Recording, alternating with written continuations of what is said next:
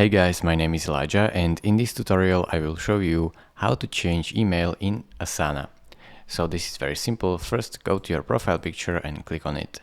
Now click on profile right here. Here click on edit profile. Now click on account, and here you can manage your emails. So click on add new email. Now, as you can see, in order to add new email, you need to re-authenticate. So click on re-authenticate, and now type here your email address. Once you typed your email address right here, you should see that you can click on this continue option. And now here you should type your password. So don't forget to do that. That's a really important step. And click on login.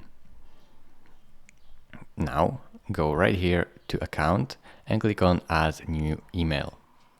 Here you can add new email address, so just type it in. And once you typed your email address in, you can simply press add. Then you can simply remove this email address if you want, and it is really simple. As you can see, verification link is sent, and once you verify this email, you can remove this one. Thank you for watching. If this video was helpful to you, consider subscribing and liking this video, and I will see you in the next tutorial. Bye bye.